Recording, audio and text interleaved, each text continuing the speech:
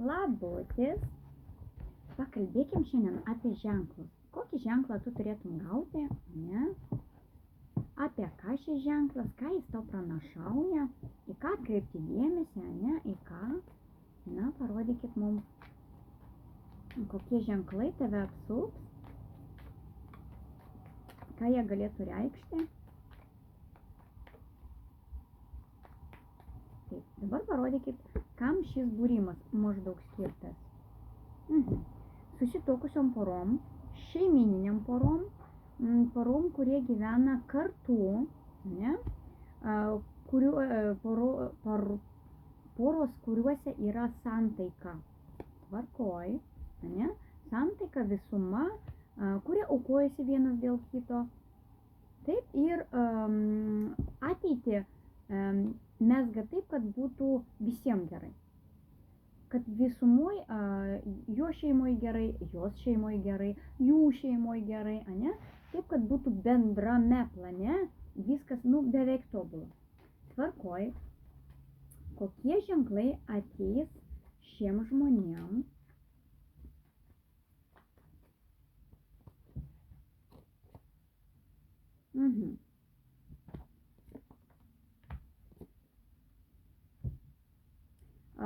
Pirmas tai kaip ženklas jūs pastebės kažkur viešumoj, bet sako neskubėti, dar ne visi ženklai, kokie dar bus, ir dar neskubėti, ir dar laukti. Vat, mūsų ženklas. Tai pirmas ženklas priklausomai ko ieškot, ne? Nes sako dabar toks laikotarpis, kad reikia neskubėti, susikaupti. Ir visą, ką turite, reikia kažkodėl tai dar laukti. Kodėl laukti, nežinau dar. Dar čia neaišku. Ko sulauksit, tai sulauksit naujų energijų. Kažkas galbūt darbo ieškosi, ne? Tai jums kaip ženklas bus, kad jūs pastebės viešumoj, kaip sakiau, ne? Bet ir vėl sako, ir vėl negalėsit kažkodėl tai pajudėti, kad ir jums sakys, pavyzdžiui, galbūt sapne jūs pamatysit blikstės, kažkokias tai šviesas, ane? Jūs veda kažkur tai jau su inercija, su jėga, su tokiu poslinkiu dideliu. Žodžiu, ženklų tikrai bus. Ženklų daugiau vėl, mums sako, kad ženklai daugiau gal bus porom, ne? Ne vienišiem, tai yra porom. Galbūt naujos mintis ateis, nei iš to, nei iš šio, ne? Naujos idėjos, atsidarys kažkokios naujos perspektyvos. Ir tai yra atsiųsta jums bus. Taip, čia jau iš dangaus jums duoda. Tačiau jūs jų kažkaip negalit matyti, nenorit matyti, netikėt, ne? Kaipgi patikėti, ne? Kaip patikėti tokiais įdomiais ženklais? Patikėsit tada, kai pajusit, kai suprasit, kad, na taip. Visų pirma, greičiausiai daugumai prasižais per sapnus, bet kaip tai pajusti, kad tai vyksta, ne? Tai bus toks momentas, kai jausitės labai gerai, viskas seksis, kai jūs iškels, kai gerai klostysis darbe, finansinė padėtis iškart labai gerai klostysis, ne? Verslas galbūt gerai eisis. Ir dar galvosit, ar verta klausyti sapnų, ar verta klausyti savo kažkokių minčių, kurios atrodytų visiškai neryšlios, nes staiga bats ir atėjo mintis. Kodėl atėjo? Iš vis ne iš dangus, ne? Net negalvojat, kad tai galėtų būti, ne? Reikia savo mintis bandyti užrašyti, savo mintis bandyti punkteliais ir po to jas vykdyti. Galbūt kažkam visai pravers. Pavyzdžiui, pateiksim pavyzdžių jums. Pavyzdžiui, atėjo mintis, jūsų dienotvarkė yra darbas namai, nieko ypatingo. Bet staiga jums į galvą tarp dienos ritmo, ateina į galvą, kad reikia išvažiuoti į, tarkim, Turkiją. nu gal arčiau Palanga, ne, nu, realiau. Kad ir šalta, kad ir žiema, bet kažkokia keista mintis atėjo, kad būtų įdomu, ne? Užrašykime ant lapų, kad ta mintis atėjo. Galbūt suprasit, kad tai yra realu, jie netgi žiemos metu, jie realu yra vykdyti. A kodėl neišvažiuoti, juk būtų visai įdomu, ne? Apsnigta jūra, ten kažkur neužšalusi jūra, gal būtų visai kitokį atsigavimo minčių visai kitokį mastą duotų negu vasarą. Vasarą, ne, mums šilta, smagu, mes jau žinom, ko tikėtis. O vat kai nuvažiuoja prie jūros žiemą, mes nežinom, ko tikėtis. Ir galbūt bus didelis bangos, galbūt visai kitaip prasižais jau jum tą jūrą. Nes mes matom tik tą gerąją pusę, ne, tų gerų dalykų. Bet tų gerų dalykų mes nematom tamsesnės pusės. Ir tai galbūt jum atvertų dar kitokį sąmonės pasaulį, ne? Tvarkoj. Kas dar?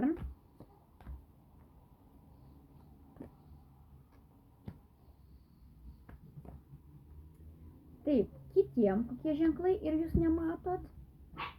Iš tiesų matyti nenorit, kažkas nenori, labai užsispyręs, labai nenori matyti, mato tik save, savo ego, ne? Netgi yra jau nusivylę, tačiau vis tiek nenori atsiverti. Taip, man blogai, bet aš liksiu čia, kur esu, nes, matyt, man taip yra teisinga. Tarkim, aš negaliu pakeisti gyvenamos vietos, ne? Ir aš nieko negaliu pakeisti, todėl, kad, tarkim, nėra lėšų, ne? Tarkim, nėra už ką aš galiu pakeisti tą gyvenamą vietą. Arba turite vieną darbą ir negalite jo pakeisti. Staiga irgi neišys, ne? Ir liekat be variantų, čia kur esu, ne? Tai jums vėl irgi sako, daugiau bendrauti, daugiau bendradarbiauti, daugiau atkreipti į ženklus socialinėje erdvėje. Pirkti, parduoti, galbūt pasidomėti kažkokią naujovę, kažką įsigyti, ne? Kažkokiem pasiteirauti, jūs, galėtų dominti, kokie nors gyvūnų prekės, ne? Bet jūs jų neketinate pirkti. Bet jūs galite tiesiog užeiti, pasidairyti, galbūt kažkokia mintis jums kils ir jūs norėsit patys to užsiimti, gaminti, prekiauti arba dar kažką. Ne, va tokios įdomios mintis gali būti. Tai pakeistų jūsų tokį gana įdomų mąstymo lygį, jeigu jūs tik užsimanytumėt, ne? Čia vat reikia ryžto, ne? Galbūt mum čia rodo, kad reikia labai daug ryžto.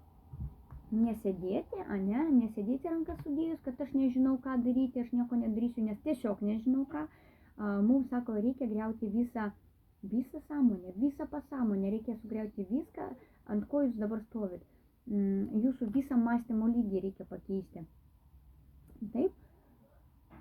Tvarkoj, čia kitiem. Na ir pažiūrėkim dar, kam kokie ženklai ateis. Galbūt jūsų gyvenime kažkas specialiai sugrius.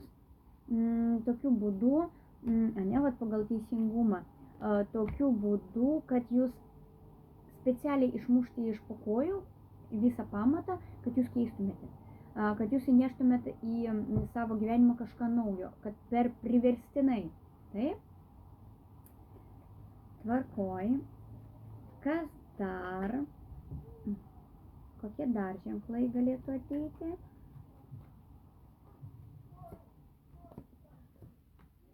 Taip, ir ženklai dar kitiem.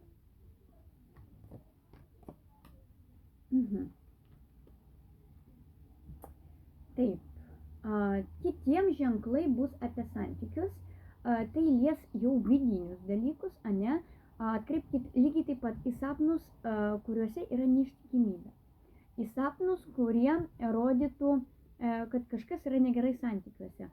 Galbūt buvo išdavystė, galbūt pasakė kažką, galbūt parodė kažką, galbūt žinutę gavot kažkokią įdomią, ne?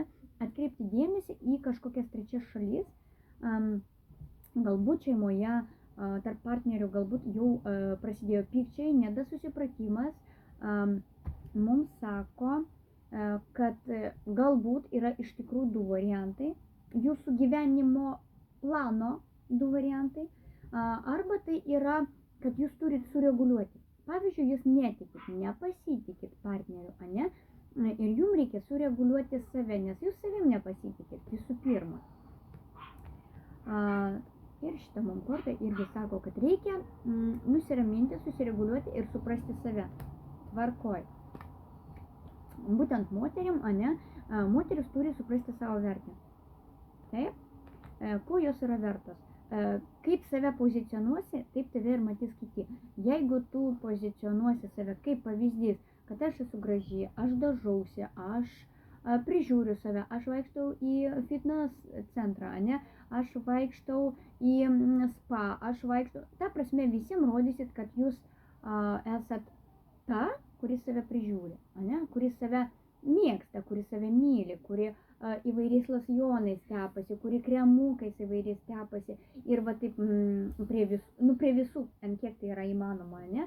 Kad jūs save ant kiek mylite, ne? Aš ten ir plaukus susitvarkau, aš ten ir aliejukų susitepiu, o žiūrėkit, kiek čia jau visko ataugo, žiūrėkit, aš ir čia, aš ir čia, aš ir čia, aš visur, ne? Va tas pozicionavimas gali atnešti tokį palaikymą, ane? Oho, tu vat naują kažką turi, gali man parekomenduoti, ką tu naudoji, gal ir man praverstų, ane?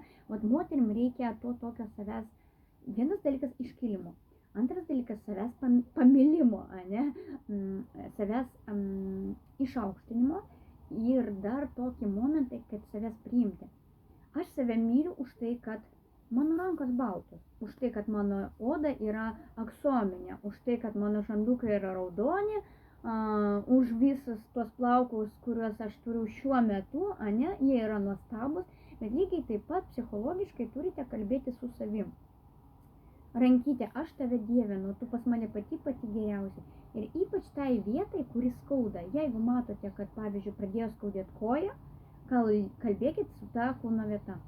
Na, kodėl tu skaudi? Nu, kas tai yra? Aš tave pamasažuosiu. Žiūrėk, kaip aš tave myliu. Taigi pas mane pati nuostabiausia koja. Aš daugiau tokios neturiu.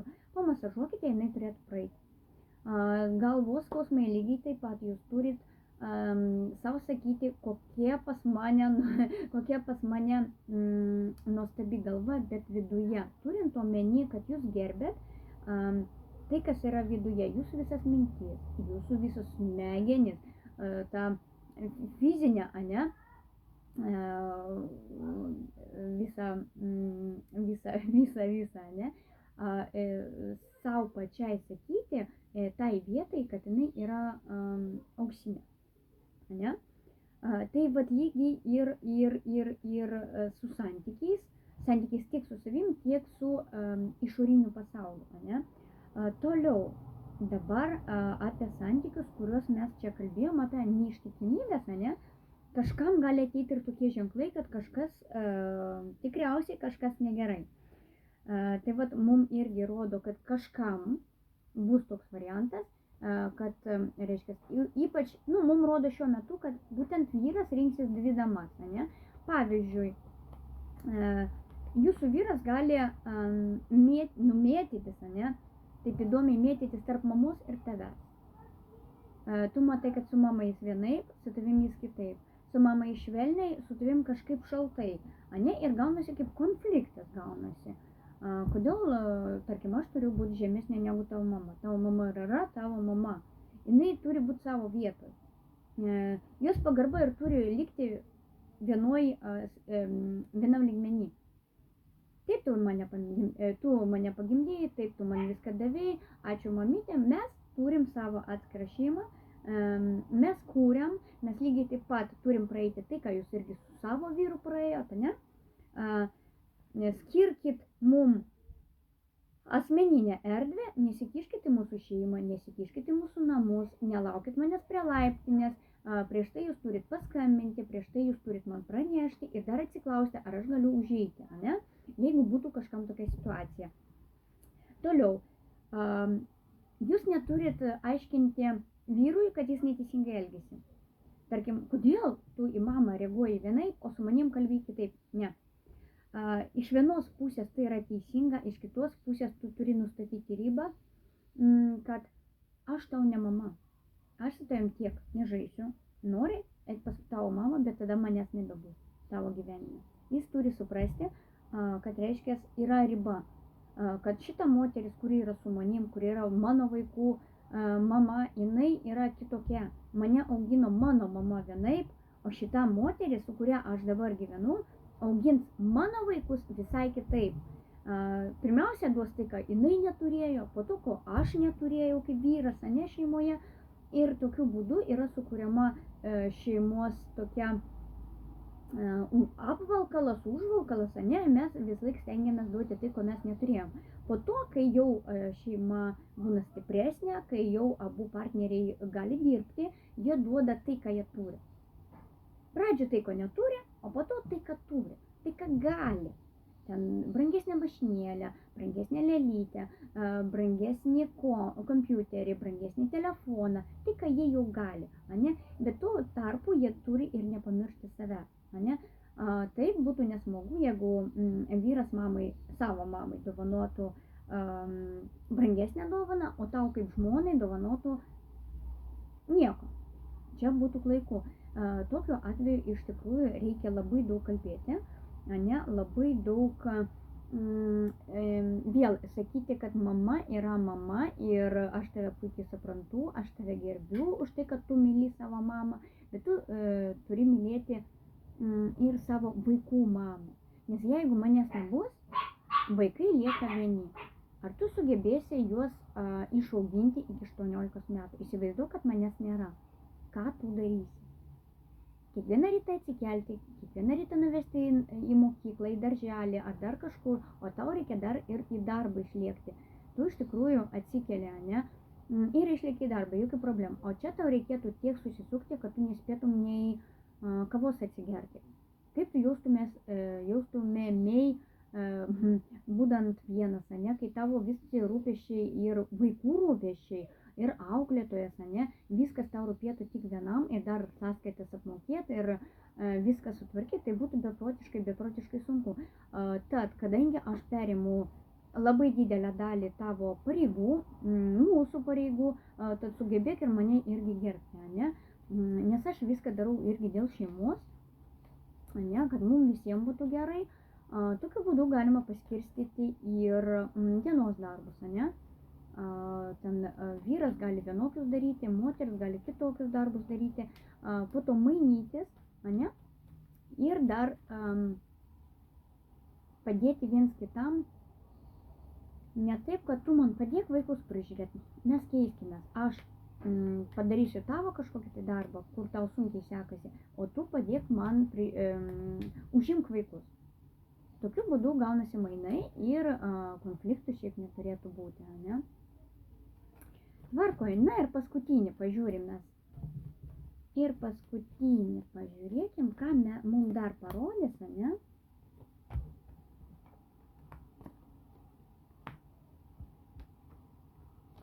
Taip, dabar kalbėsiu iš moteriškos pusės, ne? Aš daugiau čia kalbėjau apie vyrišką pusę, kaip vyrą subalansuoti, ne? Pabandyti subalansuoti. Dabar apie moterį.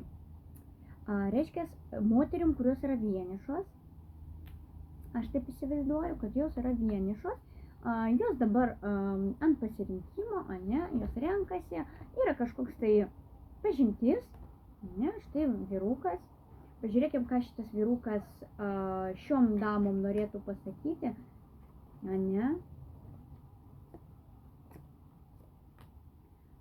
Norėtų susitikti, bet kol kas jis laikosi ribų. Dabar kokie ženklai? Pirmiausia, moteris turėtų atkreipti į savo vidų. Ne? Kuo jūs remiatės, kad jums patinka arba nepatinka šitas partneris? Galbūt jo kažkokios savybės nepatinka, galbūt nežinot, kokios jis turi savybės. Pabandykit išsiklausti, išsirašyti, galbūt pavyks susitikti, mums sako, kad turėtų pavyks susitikti, ne? Ir suprasti, ar tos savybės jums reikalingos. Na, pavyzdžiui, štai turim kažkokį tai vyruką, ne, kuris, va čia gali būti, galbūt čia netgi keletą bus, ne, nu, pakalbėkim Vat. Pakalbėkim dabar apie šitą. Šitas, pavyzdžiui, galėtų būti toks uždaras, ką ir mums čia rodo, ne, jis yra uždaras, jis galbūt per toliai bendrauja, bet arti nelabai, jis daugiau vienišas yra, bet taip, už jo nugaras yra labai daug patirties. Ne? Jis gali pabendrauti, bet jam jis nelinkęs artėti. Ne? Štai šitas vyrukas, ne, galėtų labai greit greit atvažiuoti, ne, galbūt jis turi savo transporto priemonę, energingas ir tarp tokių partnerių jis gali suprasti, koks jums tinka. Ar tas tylus, ar tas judrus, ar tas kažkoks tai, tas, kuris judrus, galbūt jis, pavyzdžiui, pats yra nesusidėliojęs savo gyvenimo schemos, savo gyvenimo etapų galbūt nesusidėliojęs, ne? Galbūt jis irgi visko nori, bet nieko nedaro. Arba viską daro ir viską numeta, ne? Ten sekundė ir jūs galite netgi pasimesti tarp jo visų planų. Tai tokiom damom irgi atkreipkite dėmesį iš tokių ženklų, kaip jie bendrauja. Ne? Ką jie šneka. Šneka daug, daro ką nors, nedaro. Žada, nežada. Daug pažadų ar nedaug pažadų. Ant kiek jis tave kalbina, tu man padaryk. Jis pats nieko nedaro, bet sako, o tai tu man padaryk. Va tokių reikia saugotis, nes jie iškart reikalauja, praktiškai iškart, tu man nuotrauką, tu man tą, tu man aną, tu man trečią, o kai jo paklausi, tai jis kažkur nušliaužia. Nu, kažkur dingsta, kažkur, aš negaliu, aš užsiėmęs ir dar kažką. Ne? Tai va tokių reikėtų pasisaugoti. Čia toks ženklas yra daugiau psichologinis. Reikėtų moterim, čia matau protingas moteris, ne? Analizuojančias moteris, tad stipriau analizuoti. Pasidomėkite ir YouTube, ir visur yra tų psichologinių dalykų, kurias galima sudėti taip, kad išanalizuoti, jis narcizas, jis ne narcizas, koks jis ten yra, ne? Nes mums rodo dviejų tipų vyrus šiuo metu, kurie galimai kažkam papuls. Vienas bus uždaras, neprakalbint, o kitas bus viską kalba, o iš tiesų nieko ir nėra, ne? Tai vat, kažkam teks va taip pat paplūduriuoti. Susitikimas galimai galėtų būti su kažkurio, galbūt su abiem susitiksit, galbūt pavyks, ne? Bet susitikimo metu irgi žiūrėkit, kaip jis elgiasi. Prieš susitikimą paanalizuokit rankų gestus, paanalizuokit tą temą. Raskit visur, sakau, ir YouTube, jų dabar visur visko pilna. Ką reiškia rankų gestai, ką reiškia mimikos, ką reiškia apgamai, ne, koks jis galėtų būti ateityje. Taip jūs bent truputėlį suvesit galus, pasiruošit ir jūs suprasit, ko jums tikėtis. Iš to vyruko galima kažką tikėtis, ar ne? Jis iš vis stabilus, ar skraido ore, ne? Galbūt pats paieškose ir nežino, ko jis nori, ne? Tai viena su viena, kitą dieną su kita susipažįsta, trečią dieną dar su kuriom susipažįsta, galbūt jis irgi yra paieškose. Kai vyrai ieško, tai nėra nieko blogo. Jie ieško ir moteris irgi ieško. Tame nėra nieko blogo, bet reikia suprasti ateities perspektyvą, ne? Ar jis yra stabilus, ar jis turi darbą, ar jis turi namus, ar jis turi mašiną, ar jis turi kreditus, ne? Ant kiek jis yra patikimas.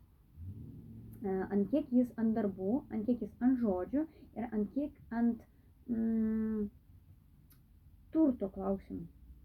Kodėl būtent turto klausimų? Todėl, kad jeigu vyras sugeba nusipirkti, bet nelysti į kreditus, tai sako, kad jis yra stabilus proto, šalto proto, moka gražiai viską išmastyti ir viską suderinti savo gyvenime, pats savo gyvenime.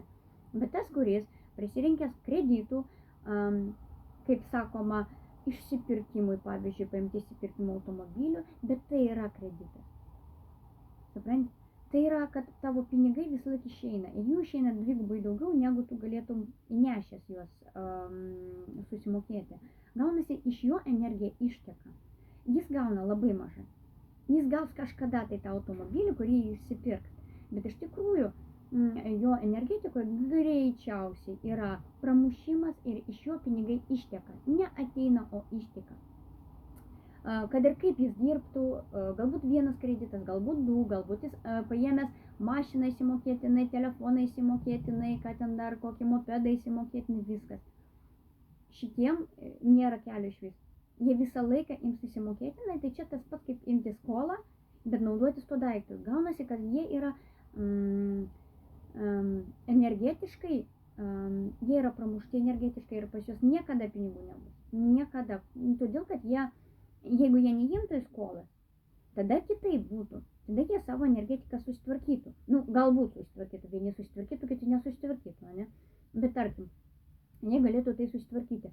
Stabilumu. Stabilus atlyginimas, stabilus kažkoks tai daiktas nupirktas iš karto, stabilus, kas čia dar tokio galėtų, stabilus santykiai, ane? Iškart jis jaučiasi kitaip, jis yra užtikrintas, jis yra pasitikintis savim, ane?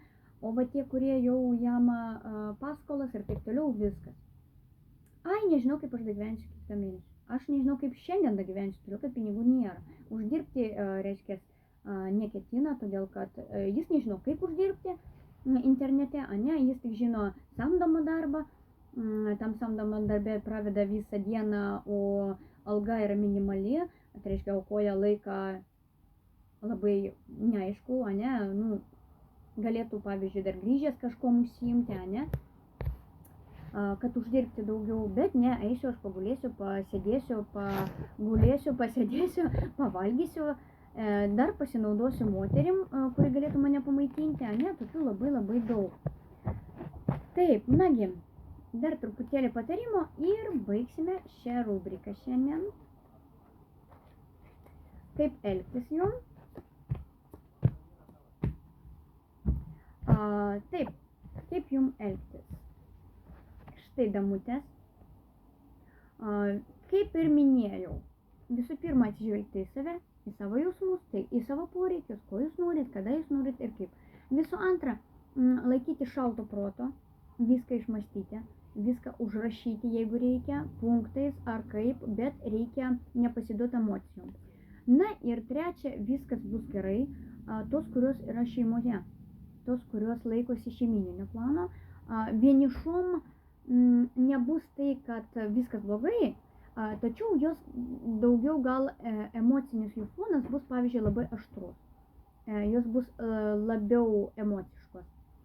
Tvarkoj.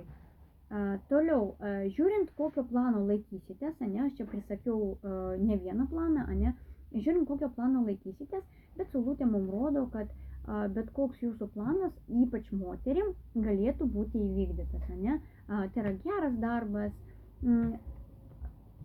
galbūt šiltieji kraštai, ane? Galbūt išvyka į šiltuosius kraštus, galbūt spa salonas, kaip minėjau, ane? Galbūt koks solariumas, ane, pasaulytė.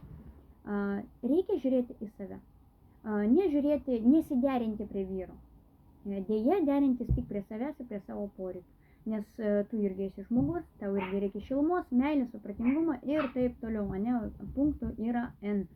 Tai, kad merginos, kad ir kur jūs būtumėt, jūs turit mylėti save. Mylėti, gerbti ir dėkoti savo, kad esate čia. Čia, šiuo metu, šią sekundę, ane, ir kai kuriuom moterim gali būti netgi pagausėjimas. Kai kuriuom moterim gali būti pagausėjimas, nes čia pas mus yra vaikai. Ne? Galbūt tai ir atneš labai malonių jausmų, ne? Tačiau kiekvienai nėštumas yra būna iškart susitraukia, ne? O kaip bus, ką daryti, kaip nieko, viskas bus gerai. Mums rodo, kad viskas bus tobula, kas yra, kam yra aktualu, ne? Taigi, šiandien baigiu savo rubriką, o jums sėkmės.